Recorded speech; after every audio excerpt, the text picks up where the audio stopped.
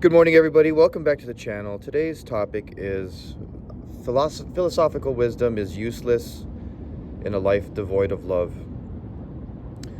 I discovered philosophy early on in my college career, and it opened up an entire new world to me of seeking understanding and interpreting the world and learning how to think deeply about things and what deep thought looks like and what its purpose can serve. But the word philosophy itself translates as the love of wisdom. So you see, therefore, love is actually a necessary precondition for philosophy itself, which makes love a much bigger and more important concept than some of us may realize or grant it. And so, where does love come from? Well, that's gonna depend on your philosophy and worldview, right? Because the main divide, it seems, is that between what we'll call a materialistic worldview, and I'll explain what that means, versus what we'll call a creationist worldview. So yes, I am comparing the worldview of science and the worldview of religion. Let's start with finding love in a material world, because that certainly poses more questions than answers, and let me explain why. Right, if we take a material worldview, which is the worldview of evolution, of science. Not to say evolution can't be plausible or that science is useless, but it's about the philosophical inquiry into the deep origins of ourselves in this worldview and the necessary implications of that. What do I mean?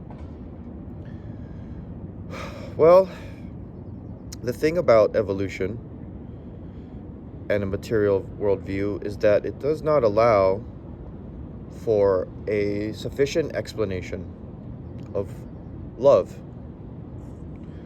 You might say, okay, well, how can that be, right? If all processes and things in existence come to be due to some necessary condition of evolution, right? It's necessary that we evolved to create love in order to serve some evolutionary purpose, right? So it is part of how we might, on a biological level, choose who we keep close and determine to be family or friend, and by extension, who we choose to mate with, why we choose to mate, in fact, right? Because, well, actually, let's think about that.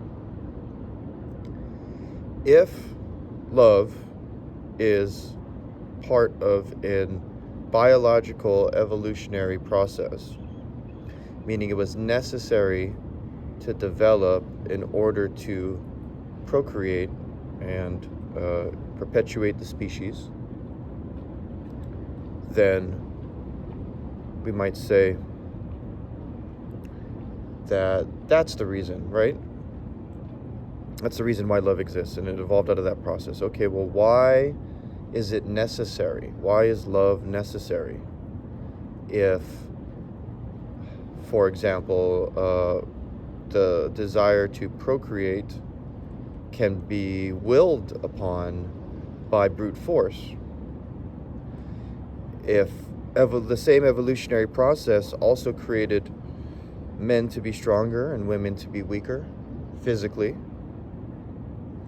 then men could force procreation by brute force. And certainly that seems to be a possibility. It certainly happened. It's not, nice. It's not great. But we might say, okay, let's look at a pre-modern society, like, take, for example, a conqueror like Genghis Khan or Alexander the Great, or any number of kings who may have existed, right? Did they procreate only through love? No, clearly they did not. And yet, the women they chose, or forced, did not seem to, I guess, in great enough numbers to offset the evolutionary balance, choose to, terminate that pregnancy, right? Maybe we might say, well, okay, we can explain that through evolution again. It's like, well, they recognized the leadership and the strength and the resources of the male in that situation, and perhaps accepted their fate, or biology had not dictated otherwise, right? Anyways, my point here with this is that this materialist view, this evolutionary view, it does not fully account for love and why love exists. In fact, it cannot truly account for love and why love exists, because love would be subordinate to the greater impulses, the greater desires, and the overall higher order outcome, which is evolution, procreation, survival of the species, survival of the fittest, right? And okay, so the materialist worldview leaves us short, right? Evolution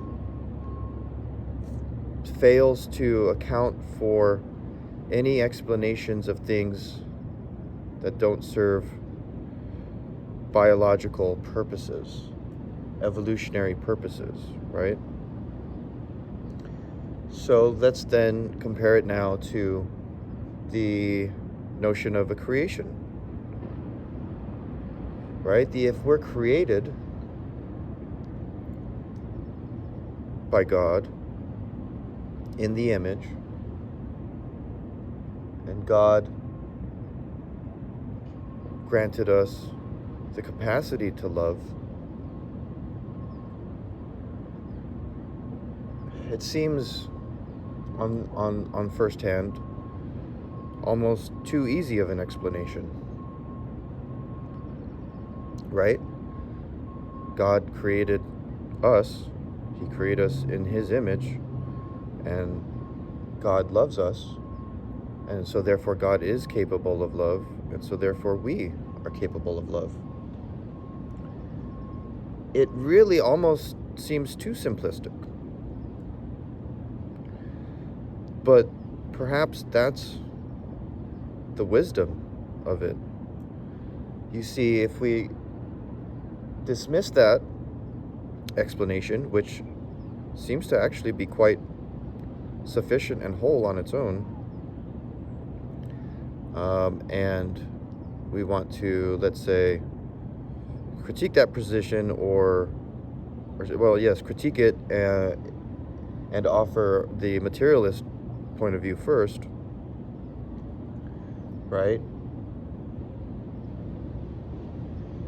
The act of love and the capacity to love and the acceptance that love is not granted to us inherently, but some simply some simple scientific evolutionary biological purpose, to me that really takes the value out of love completely. It's now just some functional process, and functional processes are very devoid of any feeling, right? So I guess those are just some thoughts. It's really, let me get back to the topic here, in that a life devoid of love, or philosophical wisdom is useless in a life devoid of love, should show us that we can't love things from a material standpoint. We have to love them from a creationist point of view. We have to love and accept love and show love and give love and share love because we were created to.